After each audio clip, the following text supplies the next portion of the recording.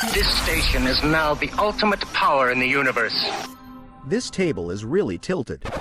Excuse me? Am I gonna get a chance to speak? Maybe I should take that back. Denied. Damn, son, where'd you find this? Take a giant step for mankind.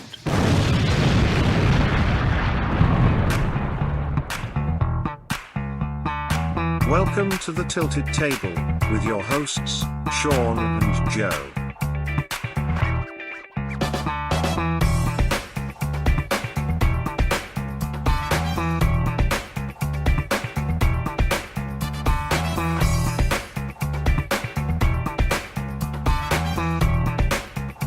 Folks, welcome to another episode of The Tilted Table, the internet's answer to a question that no one asked. I am Sean Kabibi. And I am Joey Joe, the Fracky Mac.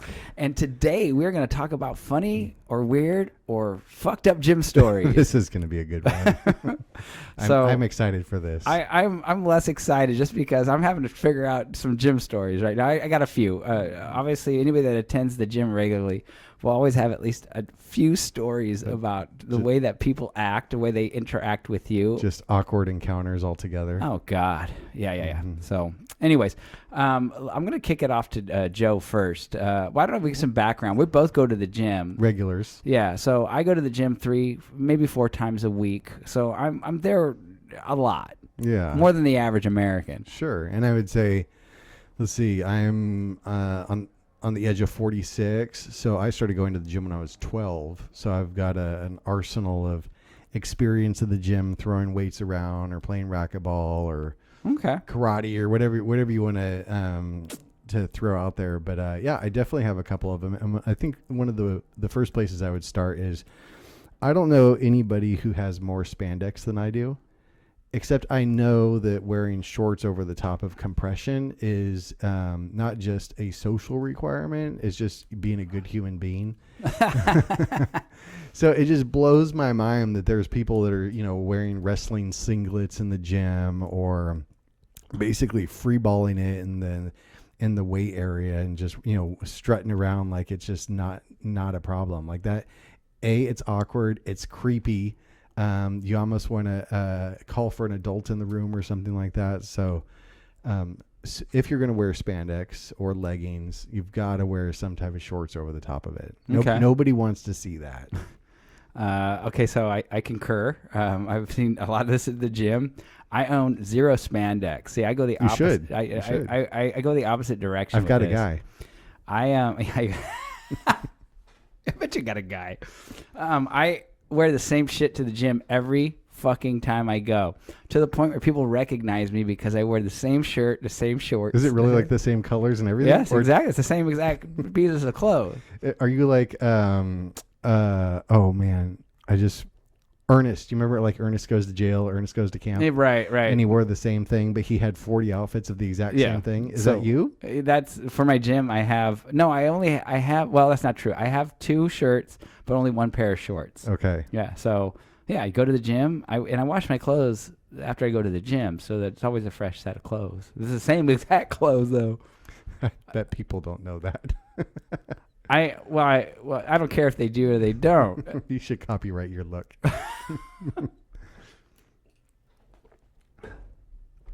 So I'm super familiar with some of the outfits that people wear. I think the gym is notoriously a place where people go to display themselves, which is part of the problem I have with the gym.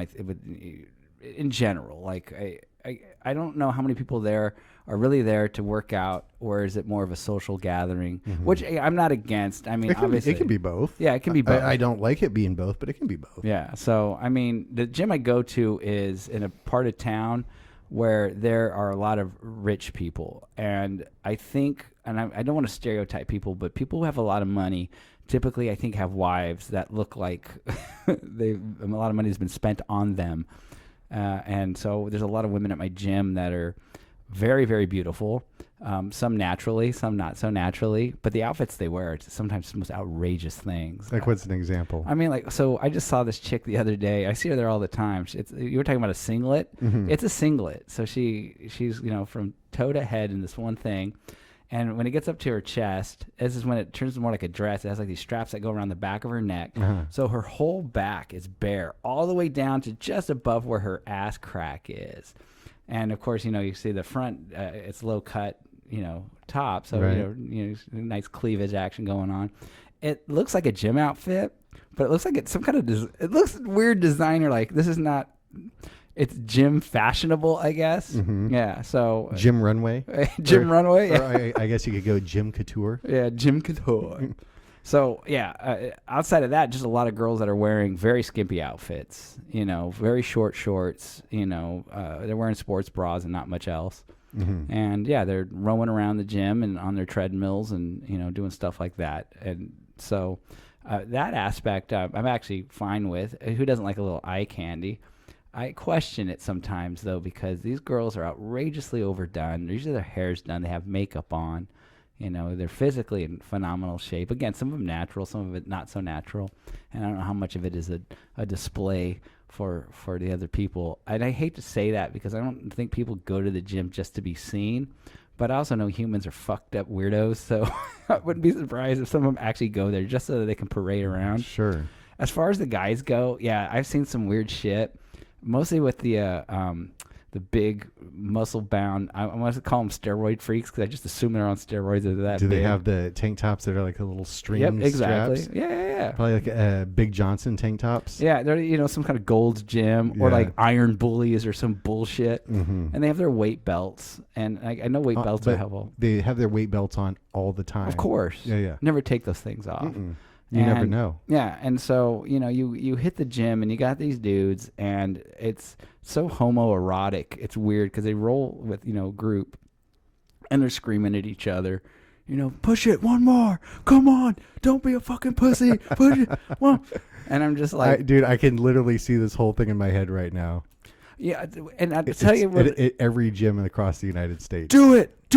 So, anyways, this is how I kind of relate it. So there was an old saying. It comes from one of my favorite bands. It's lyrics in one of their songs where the singer says, "It's funny how laughter looks like crying with no sound." So I relate this to the gym that if you closed your eyes and just listen to these guys, this could be a gay porn film. Oh, that song lyric is classic. But yeah, you're not wrong. You're not wrong. So yeah, I mean the outfits, the presentation in a gym is wild, and I think I know it's the gym that I'm going to. I could go to a number of different gyms in town where you wouldn't see any of this stuff. I think it's because it's on kind of the rich side of town, and I think there's a lot of pageantry.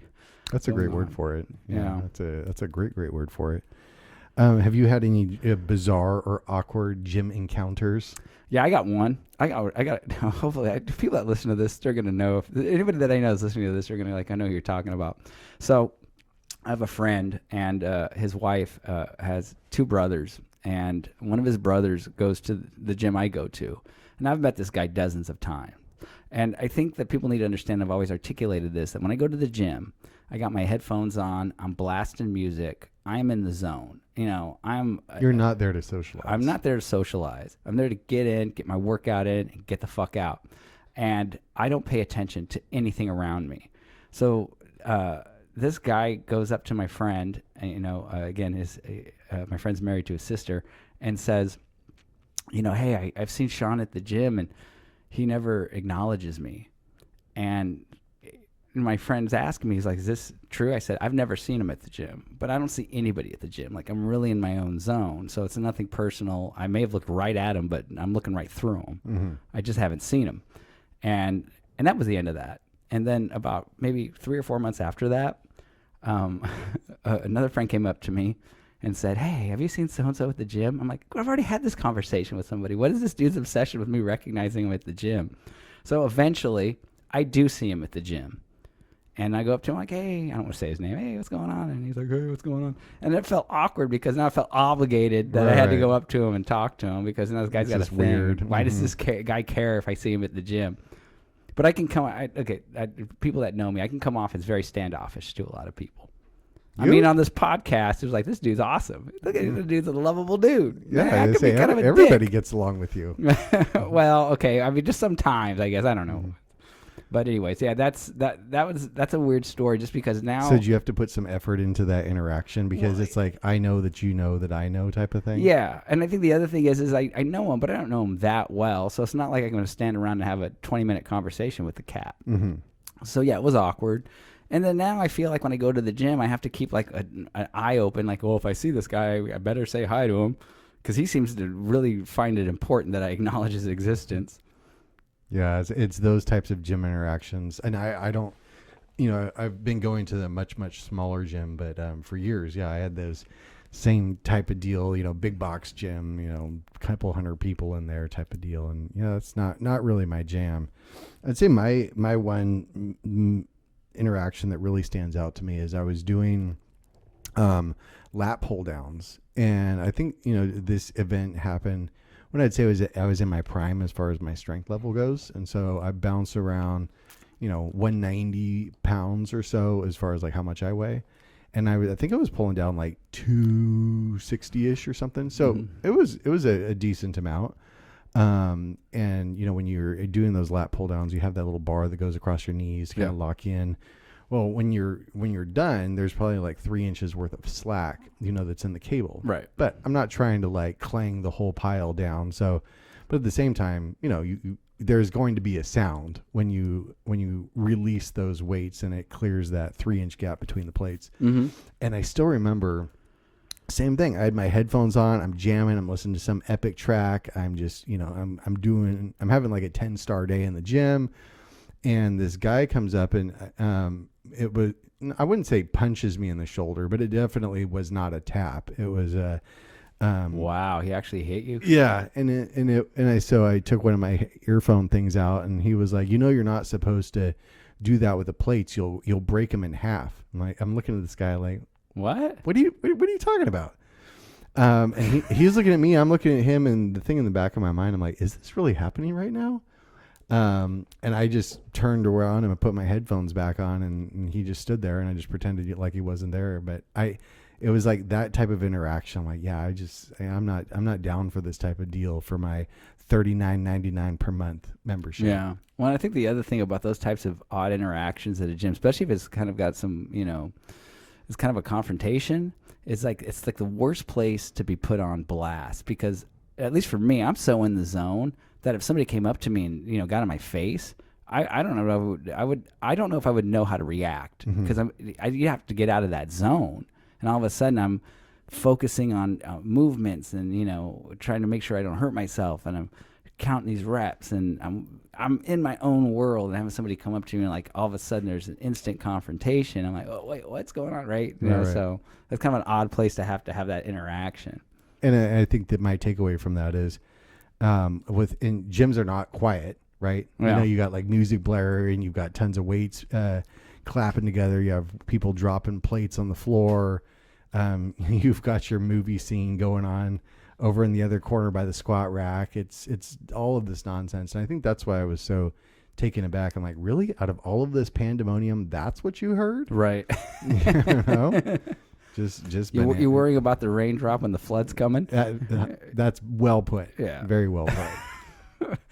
My only real experience with engaging somebody at the gym in a negative way, where again, anybody could walk away or say whatever, or you can even say I'm sorry. Oh, I won't do that again. Whatever your out is, where I actually engaged a dude further than I should have. I was at this gym.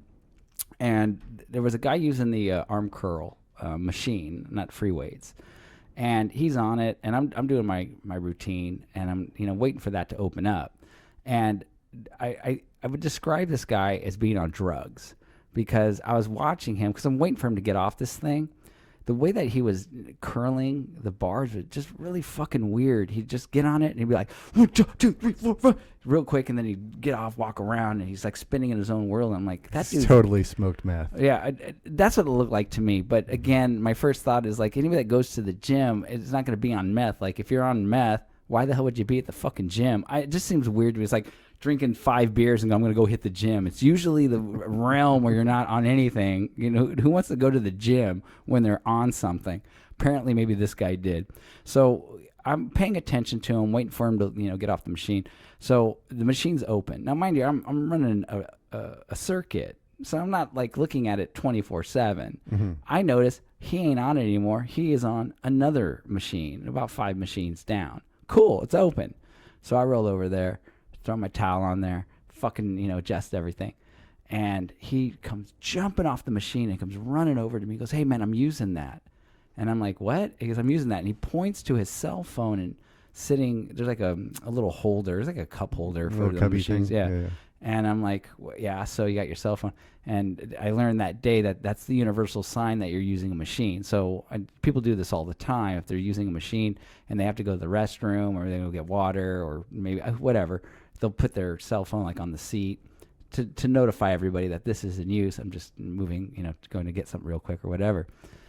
I think in my mind, this does not extend to you using another machine. You can't fucking co-op a machine and then hold it, and then I'm going to go do a bunch of sets on another machine, and I'm going to come back to this later. So that's what I told him. I'm like, "Well, you were just on that other machine." And he's like, "I got my cell phone right there, man." I said, "I get that. This is where I probably should have just walked away from the meth head that's decided he's going to be Arnold Schwarzenegger for the next 2 hours." I'm like, "Dude, if you're using another machine, that means you're not using this machine. And I don't care if your cell phone is sitting there. I don't care if your car's parked in front of this thing." And he gets really upset. He's all, "That's my machine and my phone's there." And right. And this starts to escalate. That's when I do what I typically do, which is I am the peacemaker. I say, "Hey, look, man, I only want to do one set. So I'll just, hit this real quick and then it's all yours." And I did my one set.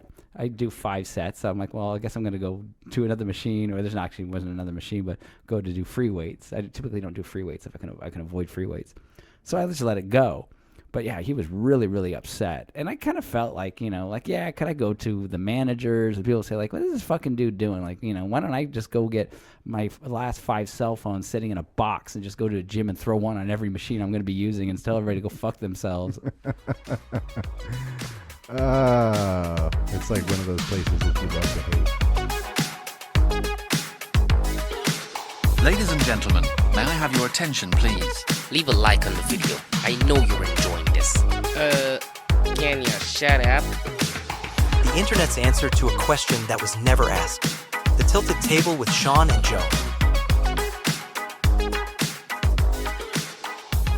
Yeah, just the amount of just wild characters that are in the gym too. You've got the people that walk around and not throwing rocks, but this is my favorite one, that they've got the weight belt on, they've got the high top atomic lifting shoes, and you never see them actually lift a weight. But they're there all the time. Yeah. And they're completely out of shape. Yeah. Mm-hmm. But they've got the gear. They're having conversations with their friends wearing certain types of gloves. Sure. Right. And then you see them go over and kind of say a deadlift bar on the ground, and they'll go and kind of look at it and kind of tug up like they're getting ready to psych themselves up and lift it, and then they just walk away. And then you see them an hour later talking to somebody else. You're like, "Is this person just like a fixture? Is this their life, is hanging out at the gym and talking to just friends or acquaintances, but never actually touching a piece of equipment, but you got to look the part?" Yeah, I think it's like a giant soap opera in there. Yeah. So one of my funny stories is I would say, I was, and maybe to a tiny degree I'm a connoisseur of pre-workout.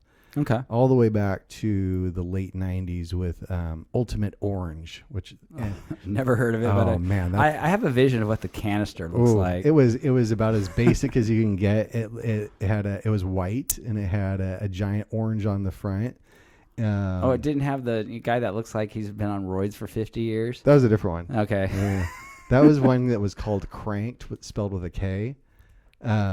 True story. That was actually a product called Cranked. Oh. And I remember, over the years, there's certain things that I'll take a scoop of before I hit the gym. There's I don't know if you've heard of the bodybuilder kind of motivational speaker, C.T. Fletcher, down in Compton. I know. California. Yeah, I know who you're talking about. Yeah.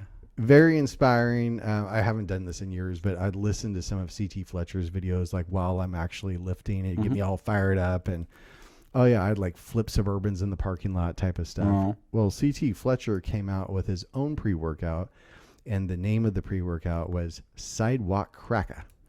Okay. And there was a big fat warning label on the side. But, I'm thinking, I've been using this stuff for years. I mean, I'm not stupid, where it's like, take one scoop and assess your tolerance. Right. I'll take like a half a scoop, make sure I'm not going to keel over dead. Sure. That particular Saturday afternoon was the first time I tried this Sidewalk Cracker. And I remember going to the gym, and do you know, have you ever used this stuff? No, I've never used any of that type of stuff. So like there's one of the main ingredients is like beta-alanine, which will cause, it feels like your skin's kind of tingling and burning a little bit. And I remember, like if there's a large dose of it in there, like you can actually sweat. Like you can just be sitting there and you just start sweating, profusely sweating. Oh shit. This can't be good. Right. Just go ahead. Well, the FDA took it off the market. Well, there you go. That's why I don't use this shit. Oh, man. But I just remember this one day I roll in there trying Sidewalk Cracker, and I felt like Atlas, like in a great way. Like I could slay all of the dragons. But it was in that moment that I realized I'm using my quote fingers here, I became that guy. Oh, fuck. The point that, not with the people that are around me, but where it's like, oh, I can just keep adding more and more and more weight. And then it's like, how many sets have I been doing? Is it 4? Is it 12? I don't know. It could be 23 at this Sounds point. like drinking. Like, how many have I had? I don't know. 9, man. 10, 50? And then I'm looking at the clock on the wall, and I'm like, it's been almost 2 hours. I need not for my own sake, but for other people's sake, I need to get up and out of this place, because now it's just gotten weird. Because those people are looking at this fool thinking he's on drugs. Maybe that's the guy that, my meth guy. Maybe that's what he was on. Could be Sidewalk Cracker. Sidewalk Cracker or some other bullshit like that. Mm-hmm. I've never fucked with that shit. I work out to stay in shape. I don't work out to get big. And so none of that stuff has ever appealed to me. So, yeah, I would never have bought any of that stuff. I had a friend, Derek. This is fucking 30 years ago. He was a skinny little kid that got into working out. He ended up getting a job at a gym, and it became his life. And he started doing creatine. And it was when creatine was super popular. It would have been, I would think it would have been like maybe the late 90s. Yeah, late 90s, like through 2005, 6-ish. Oh, and he had mass gains. I mean, he put on a bunch of weight, and it was just getting ripped up. And I swear to God, I'm like, you're on steroids. So he goes, nah, man, it's creatine. You should take it. And I think for about half a second I considered it. But then I looked at his face, and his face was all fucked up from this shit. And I'm like, nah, brah, I'm cool. Mm-hmm. Yeah, and then you got like, going to those gym stores, there's always those occasions that you see like you have to, go use the restroom, and you're walking through the locker room, and you're, watching these deals go down. Here's a pile of cash, and here's a couple vials, and you're like, you guys didn't do that out in the parking lot. I've never seen a steroid deal go down, but then again, I'm at the gym. I don't even recognize people I know, so the fucking notice any kind of fucking drug deal go down. Yeah, it is like living in your own movie when you go to the gym, or one of those types of gyms, I would say. Yeah. I want to go back to what you were talking about. People that go to the gym, they're there all the time, but they're the most out of shape fools. I see that at my gym constantly. There's these 2 older cats, and I don't have a set schedule for my gym. I mean, I do technically. I go Tuesday, Thursday, Sunday, Saturday, Sunday. So I have days, but time is, could be late at night. It could be right when I get off work. It varies. But every time I go to the gym, I see these 2 old cats. And I say old, they're like in their late 50s, early 60s maybe. And they're painfully out of shape, but they are there every time I go. And they're not just standing around talking, they're working out. And I'm just like, shouldn't you be in some decent shape? Like, what is it you're eating at home? This is when I think I may come to the realization that, you see somebody that's like in phenomenal shape. I'm not talking about bodybuilder type. I'm talking about somebody that's maybe cut, leaned out. I mean, they're just shredded, right? They look really good. And I learned early on, I think, from certain experiences, but I think this solidified it when I see these types of people at the gym, that working out is not going to make you look great and give you this sort of world-class body. Diet plays a much bigger role in it. It's probably 80% of it. Yeah, and so I'm thinking these guys are like a lot of typical thinking of people that either they've convinced themselves of this or they just don't know that. I was at the gym for 2 hours today, and I sweat. I was burning it, man. I'm killing it at the gym. I'm doing all this shit. So I'm going to go home and eat a large pizza to the head, and they're going to be fine. No. No, don't work like that. Right. So yeah, I marvel at it, but I assume that like anybody that's at the gym all the time, and I think if you notice them socializing more than they're working out, I just assume that they're old, recovering barfly alcoholics that like they can't go to the bar anymore and socialize, so they go to the gym, and it makes them feel healthy. Like, you know, I could be at a bar and I'm the most unhealthy guy in the world because I'm just drinking, but I still want that socialization. So I just go to the gym and do the socialization at the gym, and I'm at the gym, so I must be getting healthier because look where I'm at. Right. Right. And there's weights around. You see all these people that are moving. All the treadmills are full, and you're like, yeah, but you're just sitting there. Right. Mm-hmm. Yeah. And one of the other stories I have, this happened recently. It goes back to the whole put a cell phone or something on the machine and claim it's yours. Now, see, at this point, I'm aware of that's kind of the, you know, the protocol. It's kind of the standard that, you know, if someone leaves their phone or their keys, that means the machine's taken. So I see this dude working out on this machine, right? Not paying attention because, you know, once he's off, I'm going to get on it. So the dude cuts out. Like he walks away, he's gone.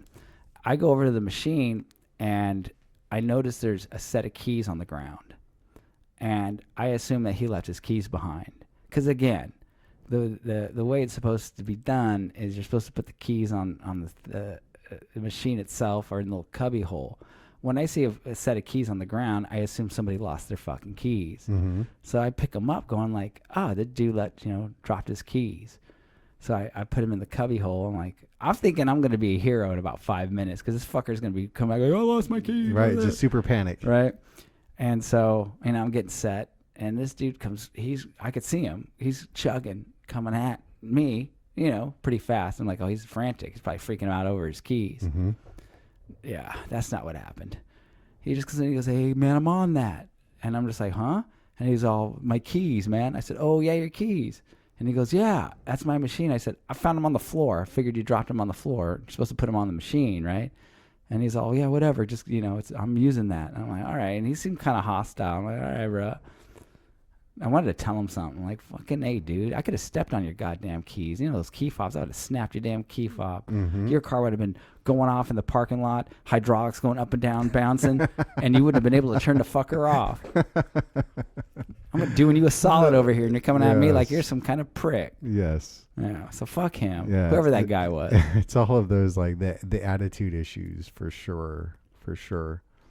I'm trying to think of like other interactions I've had. Oh, I've here's a kind of a off topic one.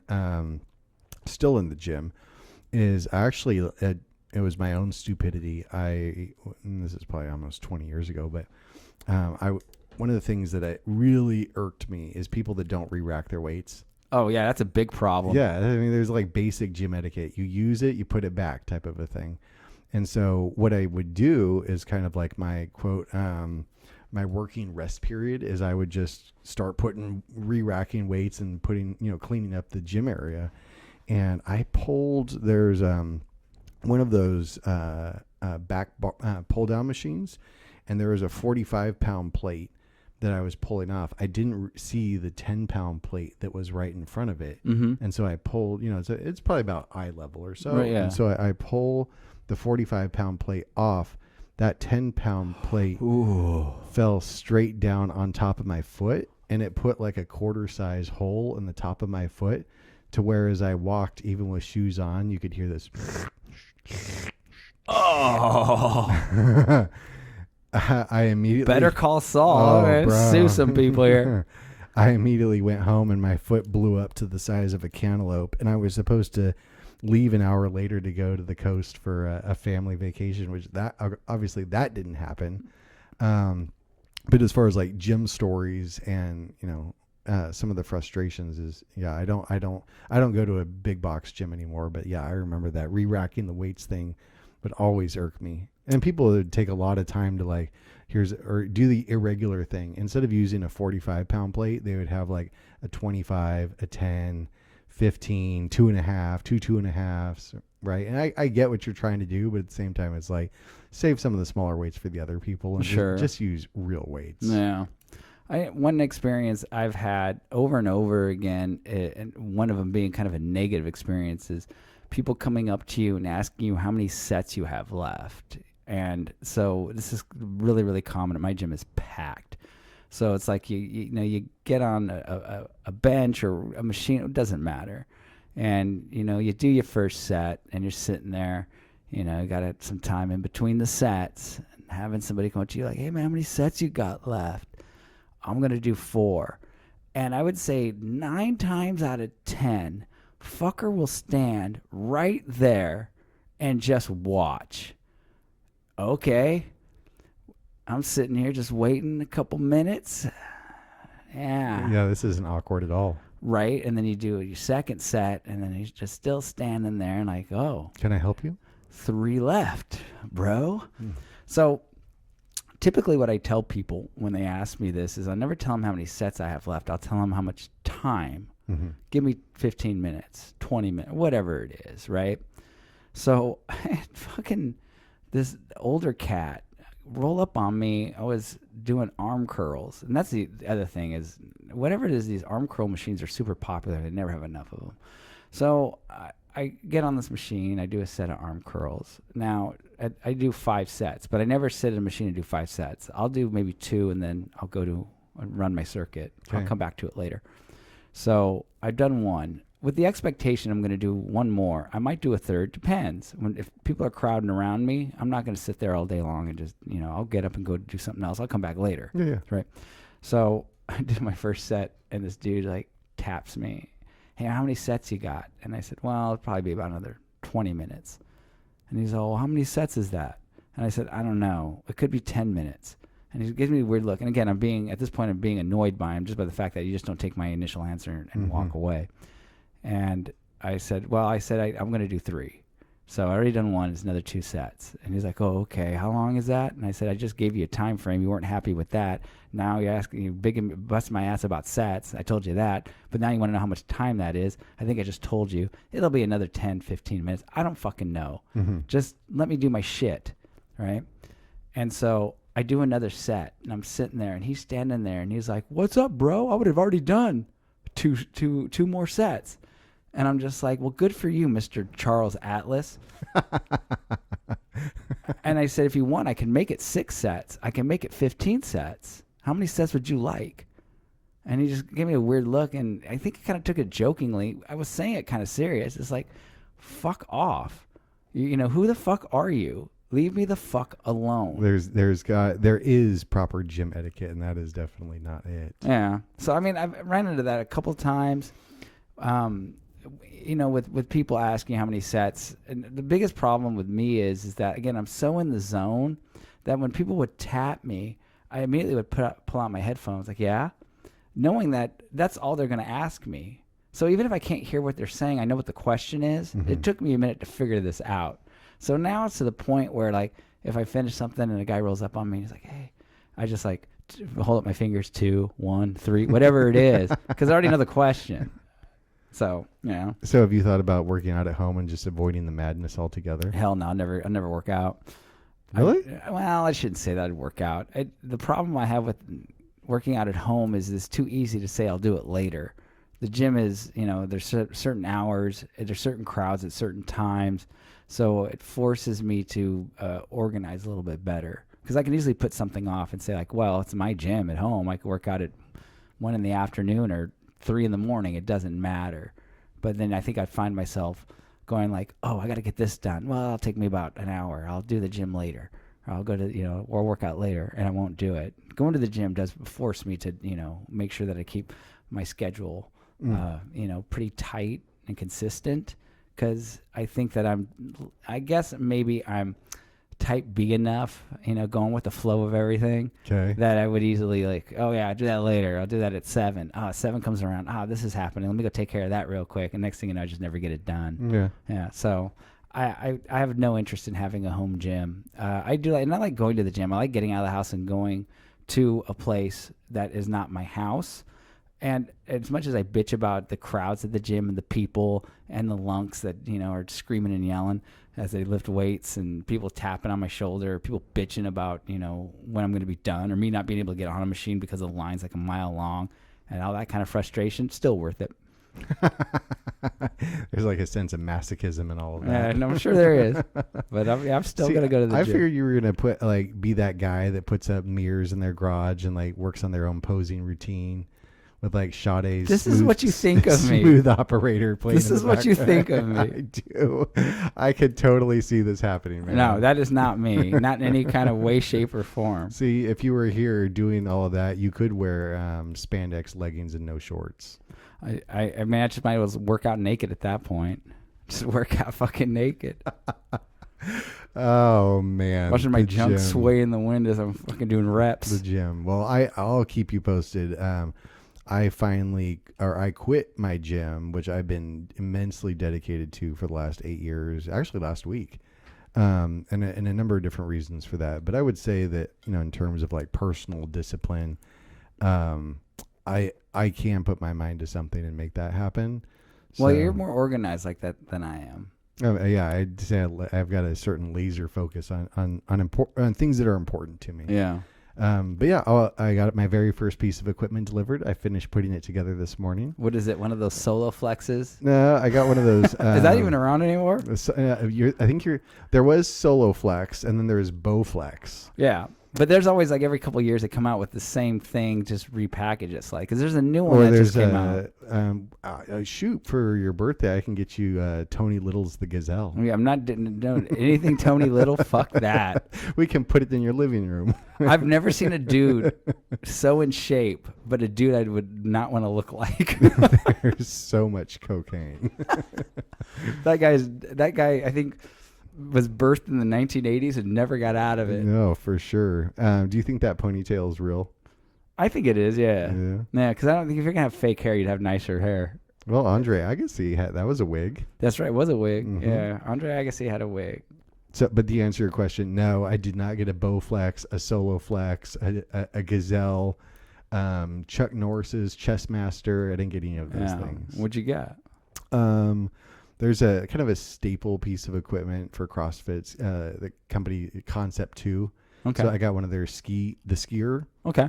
So yeah, I'm pretty darn excited. It's all put together and ready to rock in my garage. Nice. Yeah, I'm not doing it.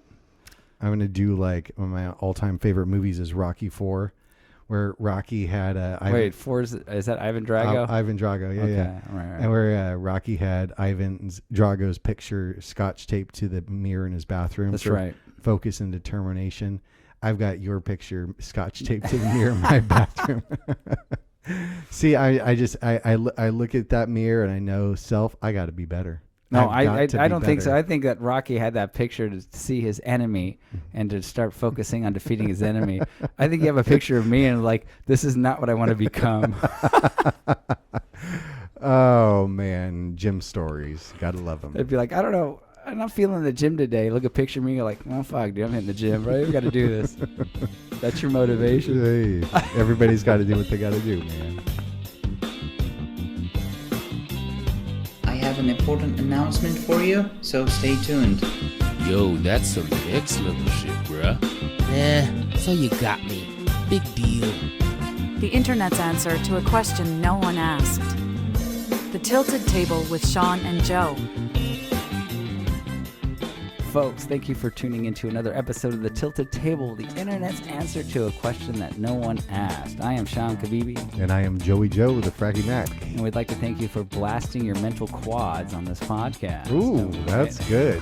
Hey, and while wearing all the spandex. While wearing all this, man.